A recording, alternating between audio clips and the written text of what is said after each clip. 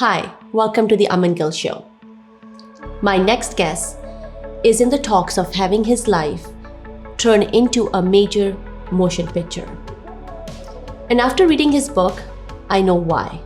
Stephen Gillen went from a violent criminal past to a modern businessman who is now inspiring people that no matter how far or deep they have gone, there is hope for a brighter tomorrow. The journalist Jamie McDonald of the Sunday's World newspaper described his book, Stephen Gillen Story, is one of redemption, overcoming adversity to be the person each of us knows in deep inside.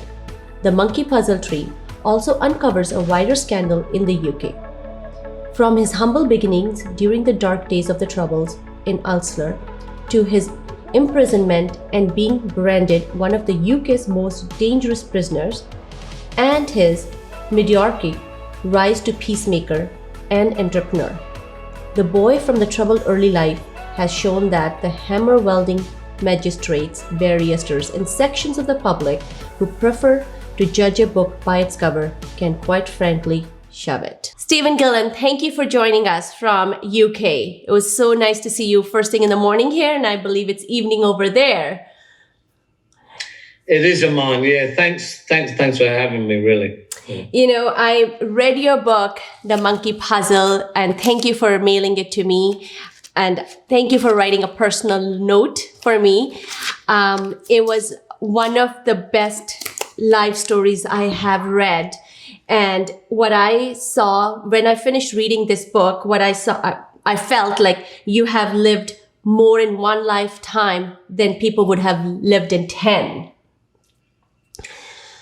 Thank you. Really, it's a very emotional story. I mean, I'm a very grounded person. I believe everyone has a story, and when I look back now with hindsight, I can see, there is so much. I mean, it's going to be a film. We're already in pre-production for it to be adapted into a major film. There's a lot of content there, but as human beings, when we're going through these challenges and we have to navigate our way through so much adversity and solve stuff, we don't see it like that, man, do we? Mm-hmm. Now, like I said, I loved your book and I loved how you wrote it. Now, remember reading in the beginning when you moved back to Belfast in the 1970s and when your mother dropped you off with your aunt. Take me back to that period of time when this journey started. I was born in the UK, but I was taken to Belfast as a very young child, 6 months old. My family come from there. Of course, the Civil War was really, really hitting it then at this time. It was a magical place for me. I was unaware of it. I was really with a loving family who protected me against everything and gave me wonderful, wonderful instruction. But my mother left me there and come back to England to try and forge some kind of life. So I was left there, and I didn't leave there until I was 9. I see a lot of traumatic stuff there. One of the things you will see in the book at the start of the book is where I watched someone get shot in front of me. I mean, I was 7 then. I was cowering under a hedge because the shooting and the riots were going on around me. But, I had to watch him die. He must have been 20 himself. I had to watch him die in front of me, calling for his mother, which was horrendous for me as a child. So these things, although I was just a child at that time, I didn't know how the world worked. These moments of trauma suddenly showed me a darkness about the world. Mm-hmm. So what was the political unrest like there? I know you talked about the wars and everything, but what was day to day there? It was a paradox because you're talking about a beautiful country with beautiful people, really. All wars, are like this, but because of the history, and the strife, unrest that goes back hundreds and hundreds of years before that, brother is against brother. Everyone is suspicious of everyone. You have to be careful of what you say, where you go. And, of course, violence, bombing, the shooting, the riots, it can erupt at any moment. And, and I know you talked very fondly of your aunt, Madge, in your book. and she was an inspiration for you. Tell us a little bit about her.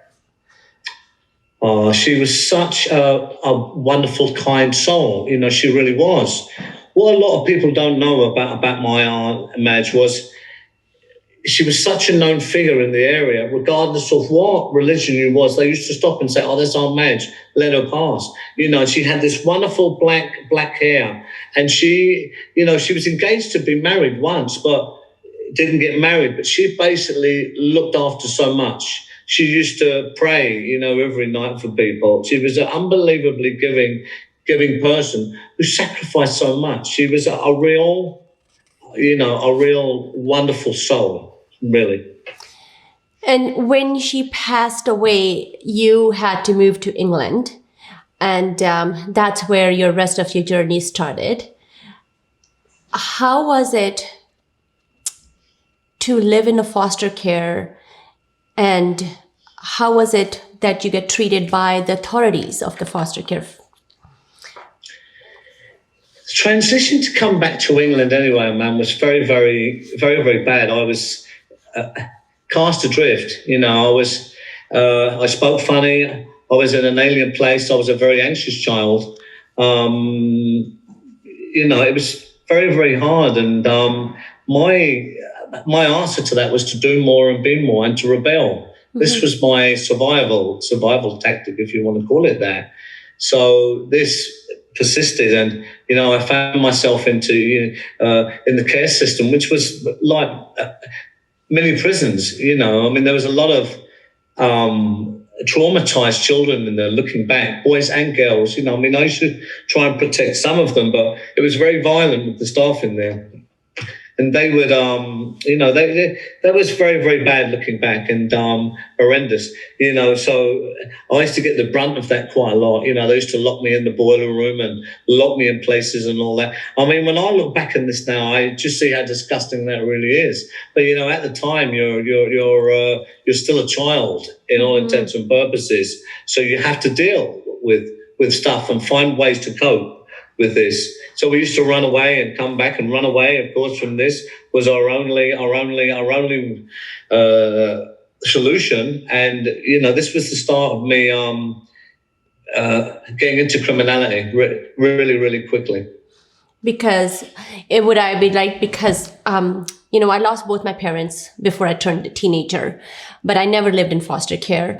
But I cannot really even imagine your experience, and it will do an injustice if I do say that. And, and I had my own experiences, but I can see there's one thing commonality between you and I, that we were always searching for that love of a parent love, right? So as a young child, you're always looking, and I guess when you was looking for love, and that maybe looking for the love, you got into the wrong side, because the people who were available are the people who were doing the wrong things that are not okay in the society. Now, but when I was reading your book, every few chapters, there was one line you kept on saying you knew it was wrong. In your back of your subconscious, you kept on saying that I'm not going to do this anymore. I don't want to be a criminal. I don't want to do any. So what was the voice inside of you that kept talking to you? This is a very good question. It's very pivotal in many things, and it's very profound. Of course, we want to belong as human beings, and there is this peer pressure thing. At that time, you will be aware of it, and what it is to forge our own groups, our own families, right? To belong, to be needed, to be loved, to be wanted, all of this stuff. So, there's that. But in many intents and purposes, within criminal fraternities, I was groomed. I see that now. I was groomed as many other people are groomed for other things. I was still groomed in a sense. I was with the older ones, and this is what we do, and this is how you do it. This is what you don't do, and this is what we do. This is how we approach life, how we live life. But, and I lived that life to the bottom, to the very top. But it was never me. That is the real answer, right? And some of the points that are profound are, even when I was doing my long sentence and I was away, I could be in the deepest, darkest dungeon I can remember, with violence outside the door all the time, really cold, maybe with only a bar of soap in there and a blanket, not even closed, with the stuff we was going through. But in the very depth of my misery and despair, and then moments I'd get a succinct voice would come in and it would say, you have to go through this. I used to speak to it, I'd say, why would I have to go through this living hell? But of course, it doesn't answer. It just says you have to go through this, which is very profound. That shows that, I'm a great believer in we are conduits. We are here to learn. The prerequisite of it is that we fall down, we get up, we fall down, but that we learn, we improve and elevate as human beings, right? So all of this makes sense. But there is intelligent design here, and there is a lot more going on here than us. And there are incidents of this throughout my life at pivotal, profound points, kind of steering, if you want, in the very worst of moments when all hope has been lost, that have appeared to speak to me, in a very profound way.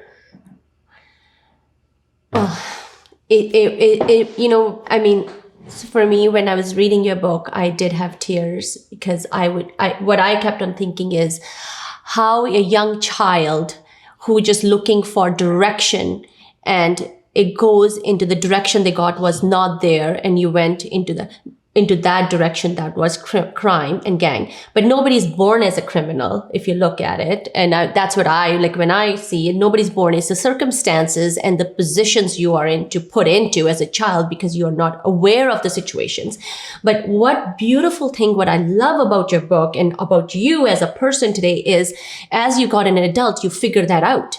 Those are decisions you didn't have a direction, but as an adult, we are mature and we can see and we can figure these are wrong things. And you actually nailed that down and you made a transformation.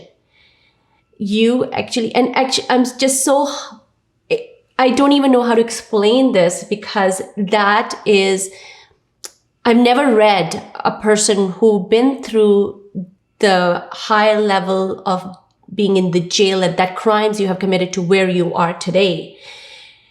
And you have been behind the bars for attempted robberies and firearms, and you been there for over, since 14, and then you've been in there for almost 12 to 20 years.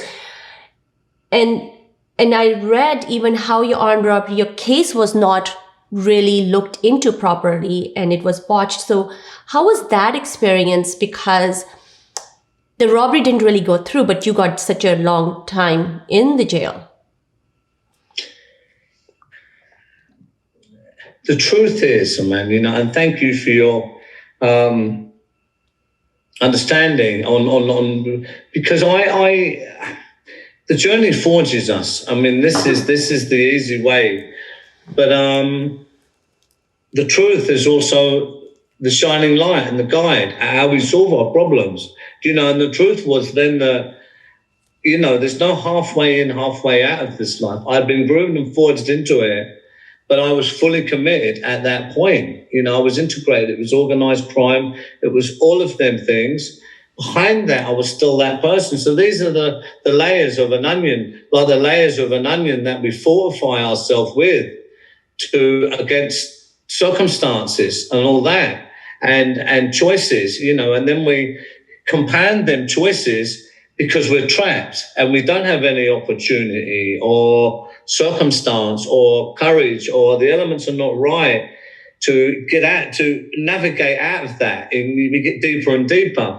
So that was the truth, because we have to be accountable for our actions as well. Mm-hmm. And this is the turning point of awareness and change. Mm-hmm. So it's even like in the film, when we was talking, we have to really show just how bad that was, and how much I had committed myself to that life, because that is the truth. And then it's a contrast that shows just how elevated and hard and miraculous and beautiful that transformation is. It's the light, the dark, the contrast. So I have to say that, and, it's a process. We can say I didn't know anything else, and in many ways I didn't. I had built my own reality with this, my people, places, and things around me, what were created was this. This was what we knew, how we lived, but it was never me. That doesn't matter. Behind that, it was never me.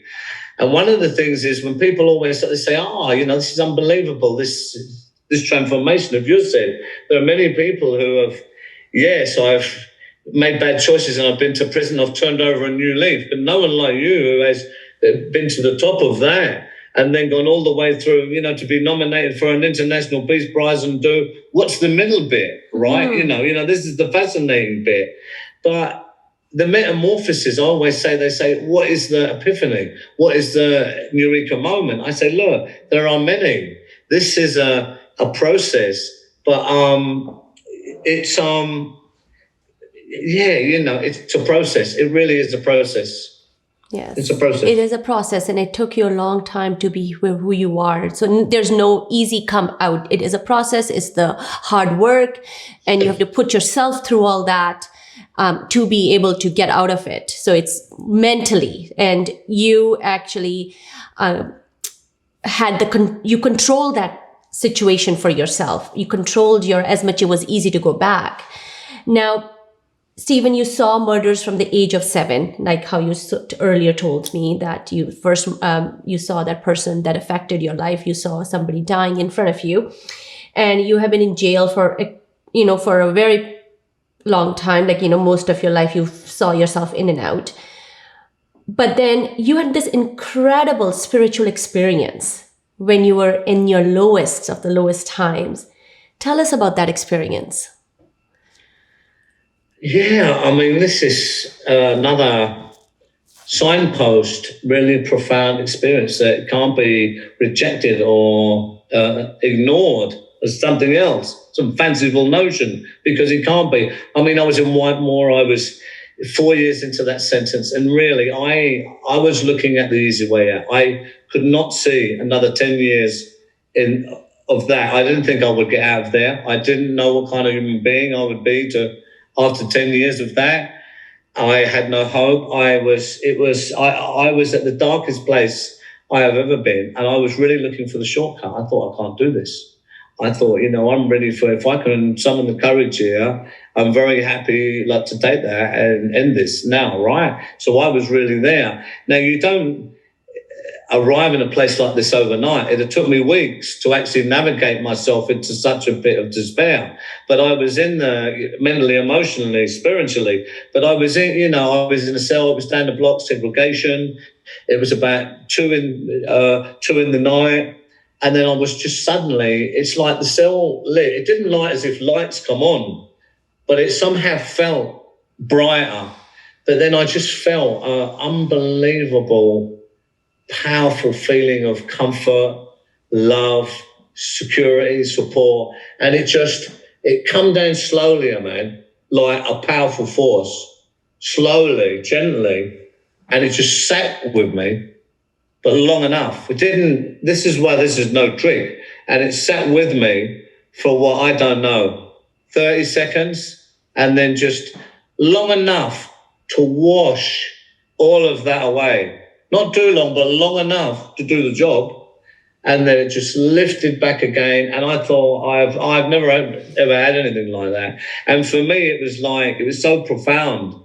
It was, I knew it was, I thought it was my aunt, guardian angel, call it what you want. It was so powerful, saying, look, it's going to be all right. And this is the thing, when they don't give you song and verse. They come and they need to, and they tell you it's all right. They do what they need to do, and we have free choice here, see? So it's down to us from that point again. This is how it's always happened. I hope that helps. The reason I asked you is because I had experienced those moments when you are as a child and you just don't know where the hardship's going to end, and you think this is end, we're going to give up. But I had that experience exactly. And the person you were talking about is who came in there. Let's talk about you. Who's that person who came and showed you that light? Who was that you felt was there for you? I felt it was my surrogate mother, Madge. It was so powerful. Yes. I translated it as that. Mm-hmm. I mean, but it was the real force of love and good. Because the reason I asked you, because the people who loved you, who always want the good, that's what my parents showed up when they gave me the exactly how are you feeling. I was not in the jail. I was in my room, in my house, but thinking it was in the morning when I felt the same power, spiritual power, pushing me down, like I couldn't even get up. And there was a light, and it was my mom. And then one time it was my dad, and they were there. We are here with you. That just gave me the energy that no, I know they're with me. So it doesn't matter what I'm doing. They're protecting me, and I'm doing the right thing. And that where the transformation happened for me. And I saw the life started changing for me. And I related to that conversation you had in the book with your whole experience. So thank you for sharing with that. It is my pleasure, really. Yes. It is true though. This happened. Very much so. It is so true. I could never, like I said at the start, I could never reject or not say that. It's because it's a very, very, very clear, very tangible, very, very profound experience, certainly in my life. And I have all of it. Yes. No, but when we say how the change happens, we just don't know. When we are looking for answers, when we don't know, when we are in our subconscious, we know we are doing it wrong, but we do not know how to go forward. That's the universe giving us signals. The universe takes over us because we have surrendered ourselves to the universe because we say it's out of our control. So that's the most powerful right there when you surrender to the universe. Oh, there is so much to this question. And so many people talk about success and all this, and I've done so many interviews and with so many super successful people, but we're all agreed. Yes, there is the practical, business systems, clever business, formulas and things we do and things we don't do. But there's another ingredient here that is metaphysical, that is very personal, that is aligned to, I call it the invisible stimuli, because it is us and we are it. You need a secret language with it, where the central element of that is realness, is authenticity, is truth. And when you learn to relate to that, this is how you really expedite to manifest success and happiness and the things that you want in your life. It can take us a long time to get there. Yes. But it is about factoring that ingredients correctly, and that's an inside job. But then we can go outwards so much further, so much wider, so much more influential. This is my understanding, and many other people's too. Yes. I have watched all your interviews that you had, and I have read all your articles that you were. My always question is, how do you feel when you're labeled as a gangster or a criminal today when you have transferred? I'm like, does that stigma go away? That's a good question, and I love these questions that go right to it, that are different, and it's a very human question as well. Mm-hmm. For a long time, it bothered me, it unsettled me. It wasn't what I wanted, obviously, but acceptance is a great part of this. It really is, acceptance, and it's a lot more is revealed, and there are a lot more important things here than us. So, getting down to the humility of the journey, and where we actually are as people, i.e., and what we need to be doing for our life purpose and on this life journey to learn, and the work that we're meant to be completing here. I've learned with this stuff that, look, it is what it is. But for me and for all this stuff, I'm happy to say, privileged enough to say now that where we are and what we're doing, it was always my intention that it should be used for good, for it doesn't really matter what it is. Many things are thrown at us. We're called many things. I've been called them all anyway. True or not true is it doesn't really matter as such. Our response to them and what we use these energies for and what our true heart qualities are and what our purpose is a lot more important. Yes. And now I want to talk about your family. You fondly talked about your children in the book and your oldest son, who has been there for you with all the traumas you went to when you were in the hospital and everything, how he stood beside you. Terry, Anthony, and Sophia, am I right, with the 3 children you have? Yes. So what is being you as not having that love, but what is it like for you to be a dad for them? It's absolutely wonderful, but it's like that. I suppose parents around the world are, would all say the same thing. It's quite painful as well. In the sense, for me, my pain of it is I wasted that time away from them when they was younger that I can't get back. I can't get this back. This was very troubling, very painful for me. But again, we have to, it's acceptance for the greater what we need to be doing and who we need to be doing it with and when we need to be doing it. Really as simple as that. So I compartmentalize stuff just like that. I make it very finite these days, and I always do what's right, and I try and keep it as simple as possible. But so that's the painful bit. But of course, now I compensate for that by trying to be as much a wonderful parent as I can with the tough life experience I have to really give them the answers, to shield them that they may not make the same mistakes like every parent, which is not always an easy job when you're dealing with, 3 little eyes that are looking at you, each that has their own way of doing things, right, or seeing things. Yeah. Well, that's so true, because I have 2 teenage kids now, but I mean, your past experiences, what my question would be, because you didn't have a childhood where you had parents and your father or mother, around you all the time. Sometimes I do not know, but how do you treat the children? Do you treat them with the love that you did not get, or do you treat them as an individual separately, that they're there and you are supposed to be a father? This is an interesting question too. And what I'll wedge something in here, because what is very, very important in understanding me and kind of where I'm at and what I do is, for me on this journey of transformation and metamorphosis, I had to do many things. I had to do so much work, of course, on me, and so much that still continues. But I call it internal engineering. Internal engineering. That's to keep a lot of bad stuff out, and it's also to keep stuff in. But it's healthy, and I've always integrated only good stuff then into these frameworks. I keep adding. But I've had to fortify myself internally.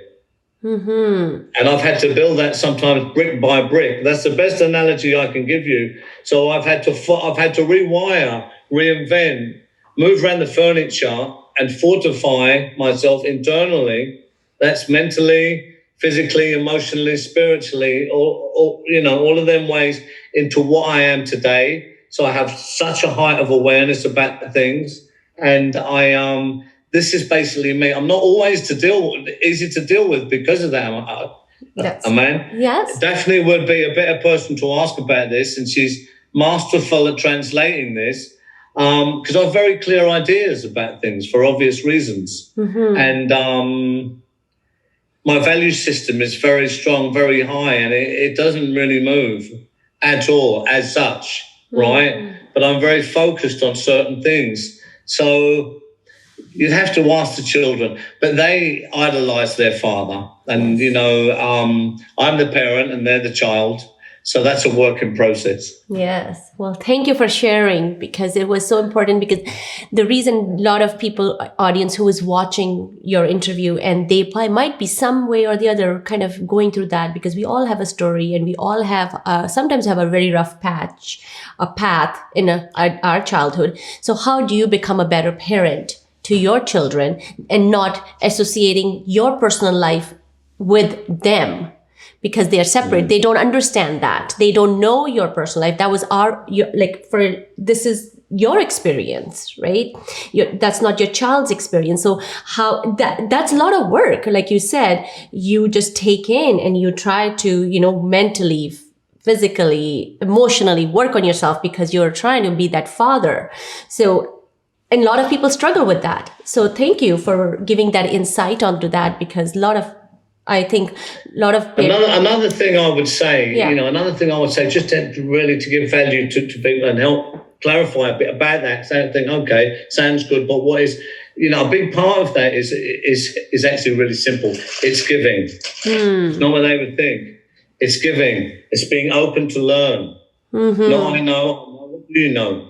We end this and we know very little. That's the truth. We're only wise when we know that we're not. So it's definitely always being able to be teachable in the right way at the right time from the right people. I'm not saying we don't waste time here, but it's giving. It is. It's being able to be flexible, able to learn and be around the right people and integrate that into this internal engineering. I hope that helps, because that's a big part of it. Yes, and you nailed that. That's right.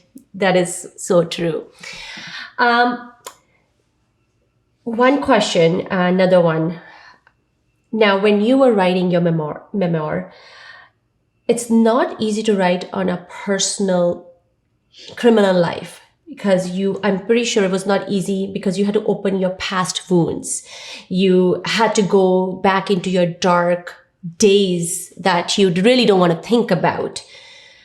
How was it to write down your memoir? Like, how was it for you to go back into those days and bring it up? It was cathartic, certainly, and it was a roller coaster of emotions, certainly. Mm-hmm. Well, we had to be mindful of certain legal issues and the way to do things, because we knew this was, going to be an international book and a film, and so much, involved. It had to be right. So there was all that stuff. So a lot of stuff in the early days, people, places and things, we changed the names, and some of the scenes were, were just slightly changed. But all of the stuff in that book happened. So, and then in the second half of the book, a lot of the famous people in there, there's famous people in there, there's director generals, there's policy, there's a lot of other names in there.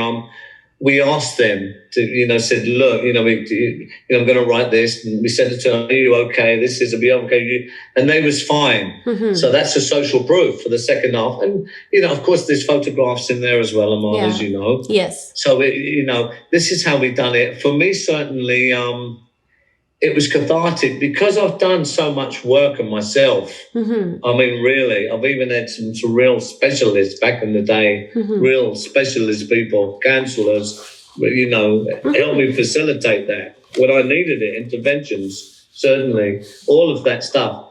So I thought I dealt with so much. And then, of course, I have these internal framework the way I am. But when I come to write the book and delve deeper into the muddy waters, I realised that the waters were still a bit muddy and there was still some stuff. So this was a cathartic for me, because I had to really go back there and open up certain doors and go through it all again, right? And so this is interesting. It was, because that's what I was reading, and I'm like, you don't want to remember your traumas, you don't want to go back into your past, but you had to write this book, because I think for anybody who's going to be reading this book, right, it's just like you're actually in the book. Like, I can't wait for the major motion picture, because it is so true. And I'm looking forward, because I don't think I have ever seen a motion picture made on a criminal or a gangster who transformed their life. So I am so looking forward to And I hope whoever's doing the work, they do the justice to put this together in a motion picture, because it's way more than just in somebody acting your life. So yeah, right? I mean, a little bit on the film. I'll I'll tell you some updates on that. It's going to be a big budget film. Really, they're talking. We're in the region of 30 million here as a budget for this film. There's massive names being talked about it. We're in the scripts now at the moment. Kieran Suchet's writing it. Of course, he's from the Suchet family. His father was John. His cousin was David, who played Poirot, and but we're all agreed. Where it's going to take someone of real maturity and depth to play this. Because some actors, they're kind of, they're typecast. They play the good or the bad, but this is going to take someone who can really do the darkness, go through that then transform into a real light. You need a real actor to be able to. It's quite important that we get the right people for all the roles, but certainly to play me. So this is something there's a lot of talk about, because it will really test a skilled actor. This part for what we need them to do to translate it to an audience. Okay. So is this a film like a PG-13 or rated R? I thought I would just ask that question. Look. That's a really good question. But for us, and we had a chat about this earlier, I've got to be honest, we can imply certain stuff, and it's definitely about keeping to the authenticity. But this is not to glorify criminality or anything about that.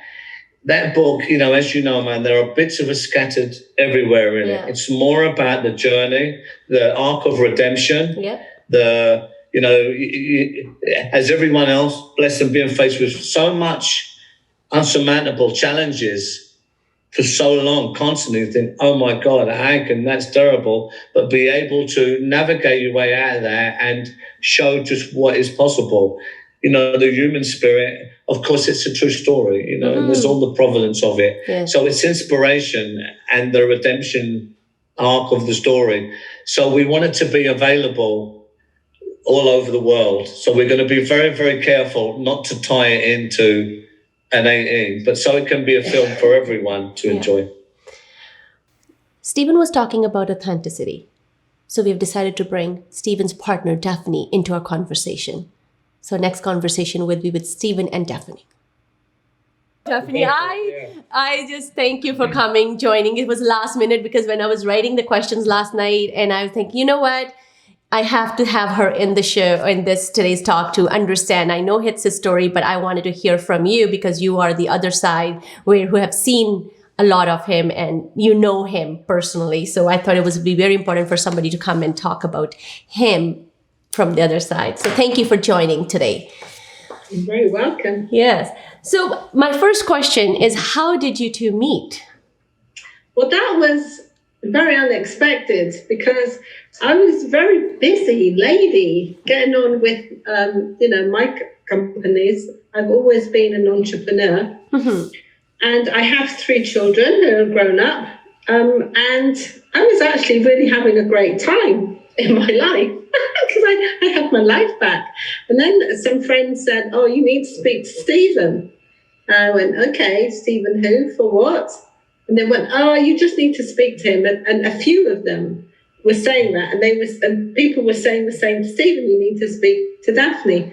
Anyway, we finally got together on the telephone. But the first conversation that we had was very intense. And as I put the phone down, I felt life would never be the same again, but I couldn't really put my finger on it. But we all have a laugh about it because through the very intense telephone conversations, and I hadn't even met Stephen, he was saying all about the projects and the work. But I said, look, I'm a very busy woman, but I can help you on Saturdays. Okay, so I can help you on Saturdays. Now stop it. Enough of this. Anyway, then when we met, I think we kind of met and then we kind of were there forever. It was fast. It was Yeah, like as though I've known him for thousands of years. That's how it felt. But what's really funny now in the office, that we're very busy and we work very long hours, and sometimes just to break things up, Stephen can be very funny and very humorous. And then when I don't get stressy because I'm a very harmonious person. However, I do get very focused on things. So then Stephen will lean forward and he says, "How's that Saturday job doing for you, love?" And then I'll burst out laughing. So that's our story. Oh, wow. Yeah, we was so what it was. I was throwing a board together for a new, this new. It was immediate. It was an innovation, and I had my friends saying, you have to meet Daphne, and she's a global branding expert and award-winning designer and all this stuff. She's unbelievably talented, and we wanted the best and all that. And they were saying the same to you. You have to meet Stephen, and of course we met. And I come down and then she locked the door, and I was never allowed out again. No, I'm only joking. This is the joke I say. I come down, I was never allowed out again. That was it. All the doors was locked. No, I'm only joking. But so that was the thing. Well, Daphne's wonderful. Yeah. Well, sometimes, like you always say, the universe, the God, whoever you want to believe, they always play a part, and they kind of frame it that way that it ends up being together, right? Yeah. So it's sometimes certain things are not in control, but it just got framed that way that you have to meet her and you guys have to work together, and here you are. Now, when you got into the relationship with Stephen, you knew his background, you knew his past life, right? And you did not. Okay. No. You did not. So when you found out, how did you react to that? Well, the thing is, with no judgment. Mm-hmm. And the thing is, it's like, for example, when Stephen and I first met, we were very much met in conversation of business and entrepreneurialism. Mm-hmm. And we really click. Like, we are compatible in everything. It's very unusual. We think, no, what? Come on, let's find something we're not compatible in, but we are, everything. So for me, it was very natural. But but the thing is, I'm somebody that's very insightful, mm-hmm. and I'm a seer, and I see people, and I see all sorts of things in people. So the thing is, as slowly the story came out, I just listened, because knowing Stephen's heart and know him as I know him, there would be more to the whole thing. So I didn't judge him, just love him. Okay. And then I wouldn't hardly talk, because the thing is, when someone's been through so much trauma like that, the last thing that you should be doing is kind of saying, "Oh, I know how you feel." No, you don't. You don't know what that's like. Yeah. So, yes. So I had lots of heart, lots of compassion, lots of empathy, and lots of patience, no judgment, and I listened a lot. Because I would say, I love the book, 9 Habits of Successful People. And Stephen Covey says, first seek to be understood before you want to be, understood. You have to understand other people before you need to be understood. So that's very clever. Yeah. So that's what I did. Yes. Absolutely. I mean, if I can just come in there, just, because it's really important that for me, for what the thing with Daphne was, that was, just beautiful, and just so that time, saying about the universe with stuff, and it really was like that, is she sees me, a man, mm-hmm. like she sees me. It's so important for people to see us, mm-hmm. actually see us, what we are. And for many years, I've been so misunderstood and so mm-hmm. unseen, mm-hmm. Or seen in the wrong way. So Daphne absolutely sees all the value, the quality. She sees absolutely who I am and what I am not. This was very important. Yes. Yes. So when you knew about his past, and you knew he was, of course, you had no judgment. But when you introduced him that I am with this person now, and whoever found the past of his criminal, I had questioned him, the stigma. How did your loved ones or anybody react to that? Oh, well, that's the thing is with my family.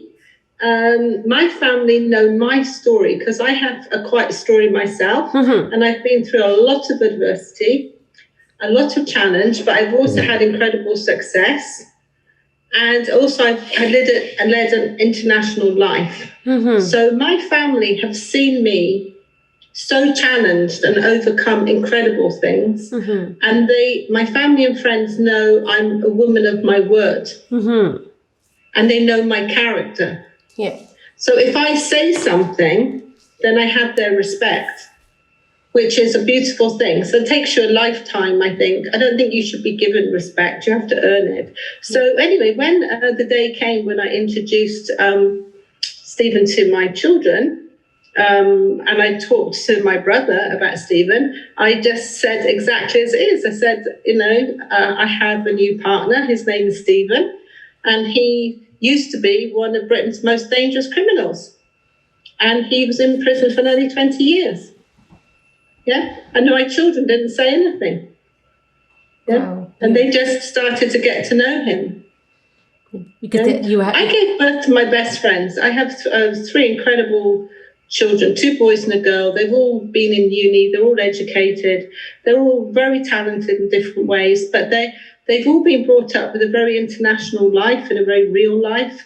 So their perceptions of life are quite broad-minded because they've had a lot of experience. And they would know if their mother had anything to do with anybody, there would be something very good there as well. Now, Stephen had a childhood trauma. He's been through so much, and he talked about it openly, and he talked about how he was in the hospital and he has transformed. But your traumas don't really leave, you can't really erase it. But do you ever find that he goes back into those times and together, like when you're there and you've seen him in that state again, since you have known him? And if you have, how do you handle that? Yeah. Well, the thing is, people ask me, what's it like with Stephen? I go, it is amazing. He is the god of thunder. And they say, what? I said, yes, he's the god of thunder. He's very intense. Very, very intense. And sometimes he will, I feel the walls are going to come in if he's passionate about something or something is frustrating him. Oh my gosh, it's like... But the first time he did that was at a board meeting. And I thought, and everyone was reacting, but I didn't. And I just said to him very quietly, I'm like a willow tree. So when you finish, I'll still be standing. And I'm not going anywhere. Wow. It's true. Yeah. It's true. But I was right, wasn't I? Because I tried to save the whole thing, right? And this is why. Yeah. So the thing is, so to answer your question a little bit deeper, the thing is, you would be a fool to go in to think that you could rescue. You can't rescue people who've been through huge trauma. You can't rescue them. You cannot fix people like that. But what you can do, if you have things in common and if you have a shared love and shared passions, you can make a new life. And that's what we do. We make new life every day. And when Stephen was writing the book, that was very difficult because Stephen had to think about things he didn't want to think about and not necessarily even want to talk to me about certain things. And that was hard for him. But what I did is I did a good job supporting him. And I kept the office together. I supplied lots of delicious food. Lots of back rubs. And, I know when to leave him alone. Yeah. So sometimes he just needs leaving alone, going to sleep. Wow. I'm just very harmonious. Like together we're very harmonious. And, and he has to be himself. And if he's a god of thunder and he's like, and sometimes I say, Stephen, don't send in the buffaloes. And what I mean by that, because he's such an intense character, like he'll send in the buffaloes where his intensity is so forceful. It's like you hear boom, boom, boom, boom, boom, boom. His energy is amazing. And I go, I said, don't send in the buffaloes. Yeah, before you start bringing in the whole herd of buffaloes and saturating the plains, just hold on. Yeah. This is the go. And we have a lot of jokes and banter between us. And I just joke and I say, now, I know that I can handle a herd of buffaloes because I'm strong, or a storm, but other people can't. But people find that a bit. So don't do it. Overbearing. Oh, wow. Yeah, so we have a very real relationship, a very real relationship. And the thing is why it works so well is that we have trust And we're hard workers, and every day we're up early, and every day we go to bed far too late, and we work very hard. And we support each other. And it's like I say with Daphne, she sees me, and that's an unbelievable. An unbelievable. I'm very grateful for that. For me, because it's so fundamental. Into our peace, our happiness, our being seen, our being valued, our being enabled to be the best that we can be.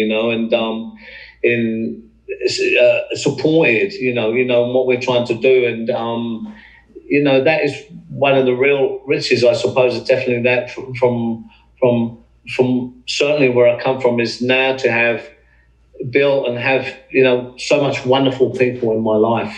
I always say, I say, Daphne, you're much more wonderful than I would ever be, right? Really, yeah. When I do mean it, she says, but it just, it is what it is, yeah. Really. And I guess for the relationship, you have to always, like I always say, it's like a two-way street under construction. You have to keep on working on it. There's no such thing as is perfect. And you support each other and you work with each other. And that's what you have been doing. And definitely, so I just wanted to know that, because my question personally, I was like, how do you handle that? Because like you said, I think there's more to it, because the thing is, I wouldn't say that Stephen and I's relationship is normal. And not only that, the thing is with Stephen, he is, he's somebody that, I will say sometimes you've taken all the oxygen out of the room, Stephen. And what I mean that in a positive sense. But the thing is, it's no good if somebody has a very... Well, Stephen, I find I treat him as though I have his heart in my hand all the time. And the thing is, I have to be loving enough and big enough. And I say to him, okay, are you ready for me to puff up your wings, love? Because you've got to be able to be with somebody that you can give them enough space that they can fly and shine. And a lot of couples will find that difficult, because it's like, well, I want to do that too, or there might be a little bit of envy or discomfort. But in the very early days, I kind of, I believe in positive affirmation. I believe in prayer. And I remember always, thinking, well, this is a huge relationship, and it's my job to be able to stand strong and tall next to this wonderful man so he can shine, and that's what I do, happily. Wow. Yeah. Thank you for sharing those insights. Thank you. I have no words. It's just, wow.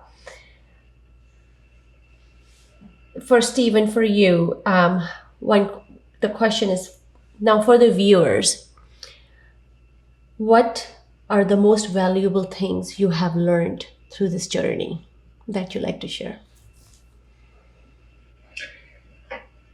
That we're very human is the first thing, and it's a we, it's not an I, and that we can certainly be anything we wish to be.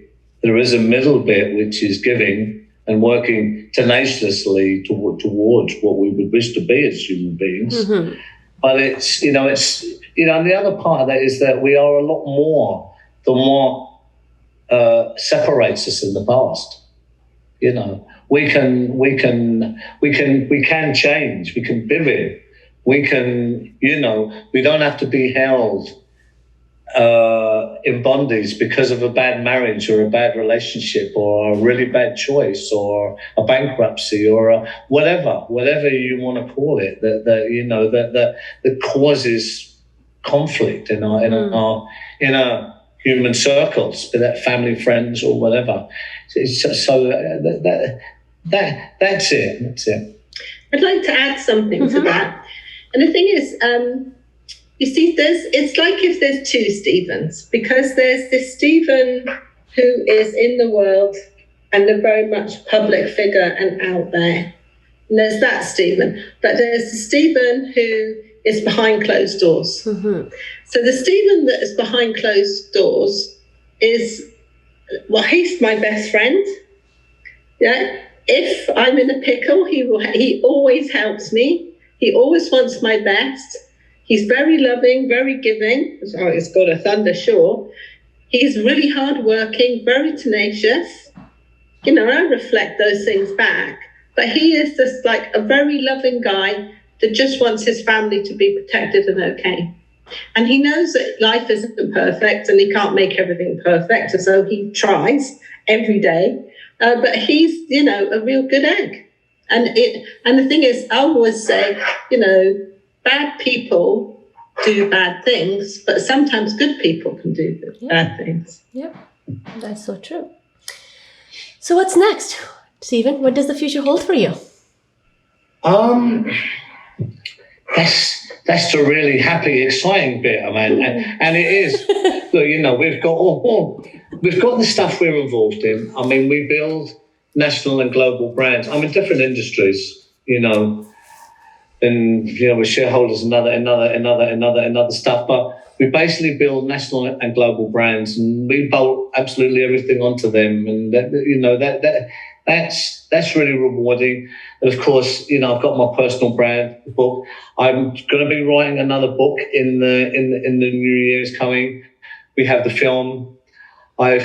Another exclusive is, you know, I've been talking now, and I've been talking now for a couple of months with some very, very big TV platforms, networks, terrestrial. One's in the States, very big, which I won't mention, and one's over here, which I won't mention yet, but both want to do a non-scripted TV series with me. Mm-hmm. So we were definitely looking to do one, and then the other one, we're trying to get the format right. It has to align with our brand and what we're doing. We just don't take anything. But they both want to do a 6-part TV series, which will involve me, you know, doing things. Can't say too much at the moment.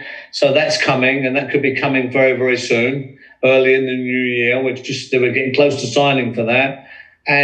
But what is, that's the work, you know, and that's wonderful. It's really wonderful to be there now for all our work. But what's really, really important to us is the Stephen Gillen Foundation. Mm-hmm. So we've been doing a lot of work on that. There's 3 initiatives in that really, really quickly. One is to support, educate, empower disadvantaged children. I've certainly, something I felt foul of.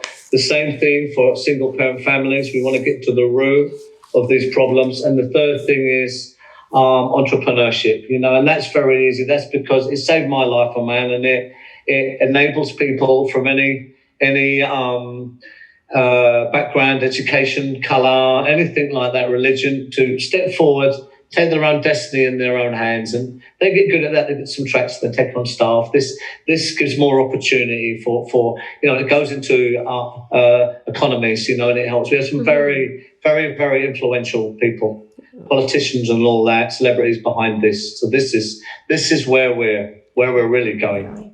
Well, thank you, Stephen, for sharing your story with our audience. And thank you, Daphne, for being here and being his support and sharing your journey with him. But I will for sure say that, Stephen, you are that perfect example to showcase that change is possible. So thank you. And it was such a pleasure to have you both here with me on the Zoom. And I wish there was no pandemic, no COVID. I would have wanted to love to meet you in person, but we will live with what we have in our hands, as we always do. We will. But thank you. Thank you for joining me today and having this conversation on my show. And looking forward to the motion picture and the next book now that I just found out you're writing. So I'm looking forward to that. Thank you. Thank you. Yeah. Our pleasure. A final note to our viewers. This was a great example. Change can happen. We can change our sorrows into happiness. We can change our negatives into positives. But it all depends on us. It's all about our mindsets. And we can do it. Thank you for watching the Aman Gill Show. I hope to see you again next time, and stay inspired. Thank you for watching. Leave a note in the comments and I would love to hear from you. To find links and additional resources from the show, visit amangill.com. See you on the next episode, and until then, stay inspired.